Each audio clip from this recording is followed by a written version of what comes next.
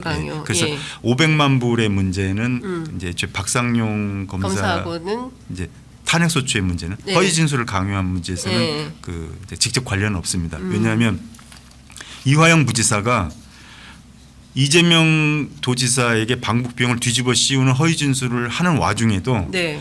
500만 불은 스마트팜 비용이 아니다라고 끝까지 부인해요. 아. 예. 네. 그러니까 이제 그럼 이제 이 500만 불의 문제는 다시 이제 박상용 검사의 탄핵 소추 문제가 아니고 그냥 이화영 부지사의 자기 사건의 문제인데 예. 이제 이 문제가 그 복잡한 이유는 이 500만 불 스마트팜 비용 500만 불이라는 설정을 애초부터 북한이 한 거예요.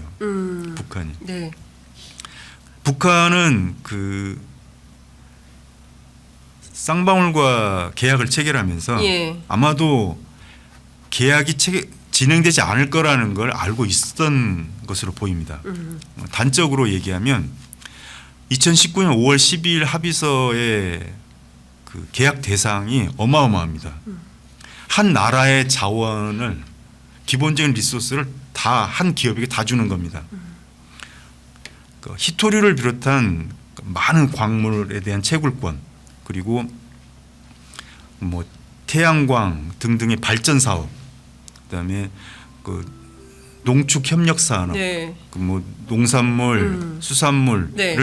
그 생산해서 남한에 보내는 남한에서 네. 그러니까 판매할 수 있는 그렇죠. 그런 예전에 사업. 북한산 뭐 이런 거 많이 예, 있었어요. 그거하고 조개 이런 거. 그다음에 네. 또 철도 사업, 예. 철도 기관 사업도 다 맡기는 거예요. 그리고 관광 사업, 네. 관광 사업에는 금강산, 남포동, 백두산. 예. 자 여기서 대단히 의미 있는 게 금강산이에요. 예. 현대 아산이 금강산 개발을 하면서 예. 체결했던 계약 대금이 2,500만 불이에요. 그런데 2019년 5월 12일자 합의서의 계약 대금은 1억 불이에요. 1억 불. 금강산 하나가 2,500만 불인데 예. 금강산, 남포동, 백두산 다 합친 게. 다 합치고 철도, 희토류, 예. 뭐 발전 사업, 뭐 농축산물 협력 사업 이 모든 사업을 다 합친 게 예. 1억 불이라는 거죠. 불가능한 사업인 거죠. 그러네요. 그렇고 이 리소스를 모두 매각하는 주체가 아태협 민경위원이에요. 국가자원인데 네.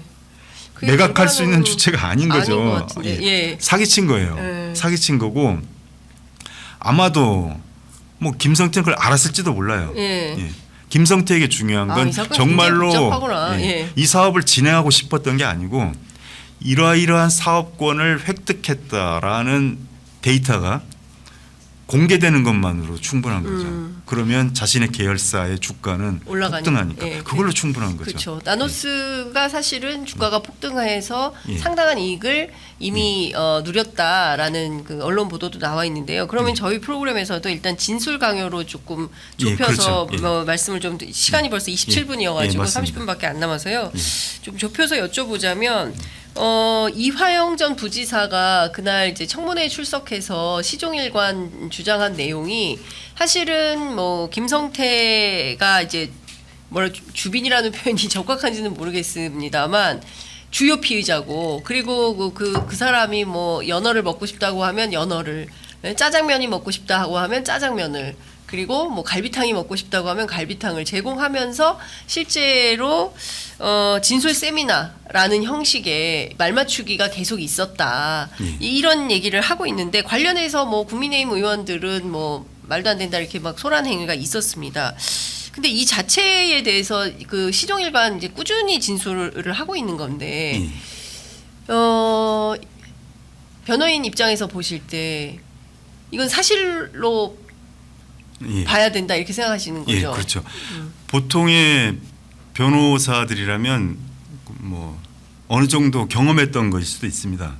어느 정도 협조를 하면 일정하게 이제 뭐 무슨 아이스크림을 줬다라는 그런 사례도 있고 예. 예, 정말 우습죠. 예. 아이스크림, 짜장면, 갈비탕 정말 그 일반인들이 생각하면 아무것도 아닌 거지만 그들에게는 정말 큰 혜택입니다. 왜냐하면 금지되어 있기 때문이죠. 네, 네. 예.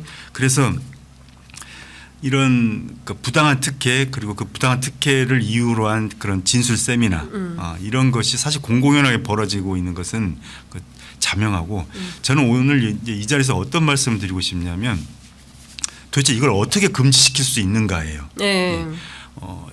어떤 땡땡땡 검사 또는 땡땡땡 판사의 어떤 비리 혹은 부당한 조치를 비난하는 것은 이제 더 이상 진행돼서는 안 되고 그렇다면 중요한 것은 그들의 권한 남용을 허용하는 이 시스템은 어떤 허점을 가지고 있는가 이게 우리에게는 가장 중요한 핵심이라고 생각합니다. 네. 그래서 먼저 이런 진술 세미나를 금지시키는 첫 번째 방법은 물리적인 공간을 이제 제한해야 한다고 생각합니다. 네. 검사들이 검사실로 불러서 조사를 하기 때문에 이런 문제가 발생한 거죠. 예. 경찰은 조사를 하려면 예. 구치소 혹은 교도소를 방문해야 됩니다. 그렇죠. 그리고 교정당국이 감시하는 그 공간 내에서 조사를 해야 하기 때문에 예.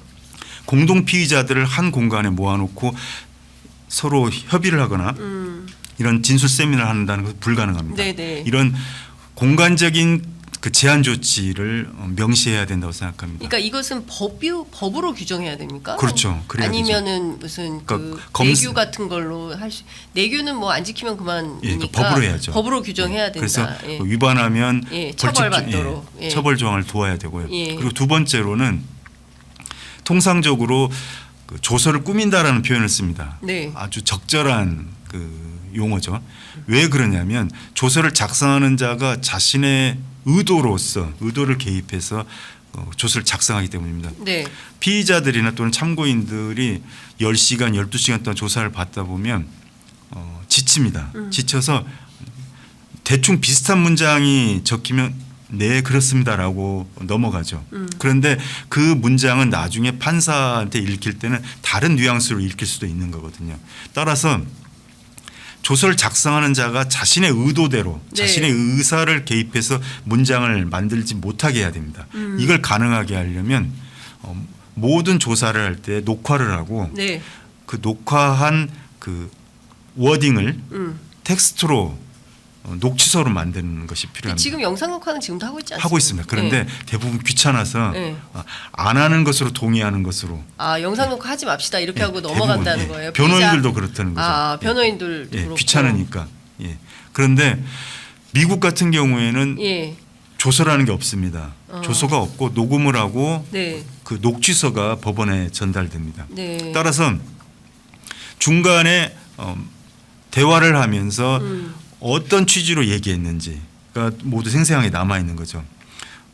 그 피의자 혹은 참고인이 질문을 잘못 알아듣고 엉뚱한 대답을 할 수도 있습니다. 네네. 그러다 나중에 정정할 수도 있는 거고. 그런데 또는 어떤 말을 했을 때 그 작성자, 네. 그러니까 수사관이 자신의 의도대로 뉘앙스를 바꿀 수도 있어요. 근데 그걸 방지할 수 있는 거죠. 네. 아까 지금 예. 저희들이 알기로는 검찰 조사가 끝나면 조서 확인을 하고 양측이 그다음에 다시 읽어서 그 내용이 틀림이 있는지 없는지를 확인하고 넘기는 과정이 굉장히 길게 진행이 된다라고 들었는데 실제로 이거를 편의상 그냥 하지 않고 넘어간다는 말씀이신가요? 그렇죠. 모든 것을 녹화하고 나중에 녹취서를 제출하면 굳이 확인할 필요도 없는 거죠. 내가 말한 것이 그대로 전달되니까. 녹취가 돼 있으니까. 지금은 그 작성자가 정말 내 의사대로 작성했는지 다 읽어봐야 되고 또 이거 고쳐달라고 하면 비슷해 같은 말이야. 예, 예. 뭐 넘어가 이렇게, 이렇게 억압을 하고 또 검사가 이미 이제 시간이 11시, 12시 되면 지치니까 그냥 대충 넘어가고 뭐 심지어 뭐 어떤 변호인은 그냥 맞아요. 대충 비슷해요라고 그렇기도 하고 이걸 방지할 수 있는 거죠. 이것도 이제 바꿔야 된다. 제도. 그리고 더 중요한 것은 예를 들어서 네. 지금 이화영 부지사 같은 경우에는 실제 그 2023년 5월에서 7월 달까지 100몇 회를 출정을 했는데 실제 조서가 작성된 것은 19개란 말이에요. 네. 그럼 나머지는 조서가 작성되지 않은 그야말로 세미나를 한 거죠. 네. 이걸 방지하려면 매번 조사할 때마다 녹화를 해버리면 방지할 수 있는 거죠. 카메라가 있는데 거기서 어떻게 세미나를 합니까? 그러니까 기본적인 출발은 예. 소위 얘기하는 그 진술 강요가 진행될 수밖에 없었던 이게 가능한 것은 검사실로 불러서 그렇죠. 그러니까 피의자들을 검사실로 부르는데 공동 피의자들을 한꺼번에 다 불러서 이를테면은 이제 뭐 세미나라는 형태, 세미나라는 굉장히 점잖은 말이고, 그러니까 말 맞추기 같은 거를 시켰다. 그리고 검찰의 어떤 그 조사편이 뭐 검찰의 의도 여기에 맞추기 위해서 그런 일들이 자행이 됐다. 이 자체가 상당히 심각한 문제다. 이 사건에서 제일 심각한 문제는 이제 그건데 예.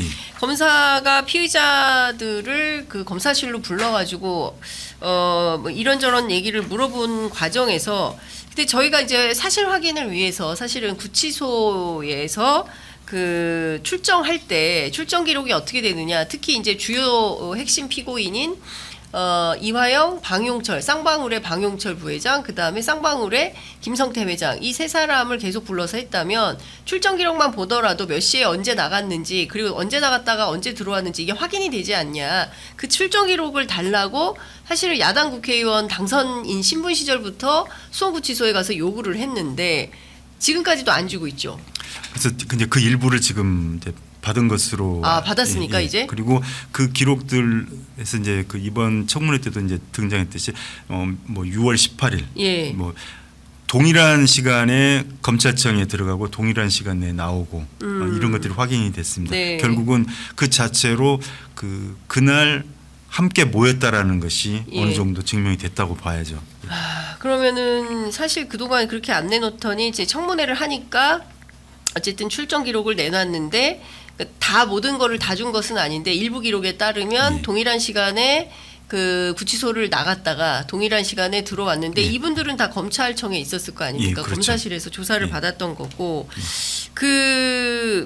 이거는 좀 어떻게 봐야 됩니까? 뭐 연어 술 파티 뭐 이제 이런 비판이 좀 있었는데 그 부분에 대해서 술 마신 거는 한 번이 실제로 있었다. 예. 검사실에서 예. 그렇죠? 그리고 진술 세미나는 수십 차례 있었다. 이게 이제 그 이화영 전 부지사의 증언인데요. 예.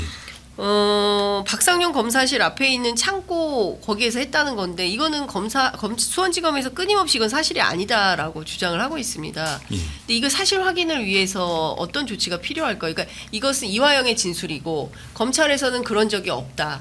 뭐 이렇게 반박하고 이게 지금 계속 되풀이 반복되고 있는 상황이거든요. 정말 이제 이 문제는 사실 증명하기가 너무 어려운데 네. 이제 결국은 박상용 검사가 피고인 이화영을 압박해서 허위 진술을 했다라는 것을 증명하는 것이 사실은 이 탄핵 소지의 가장 중대한 네. 요점이기 때문에 네.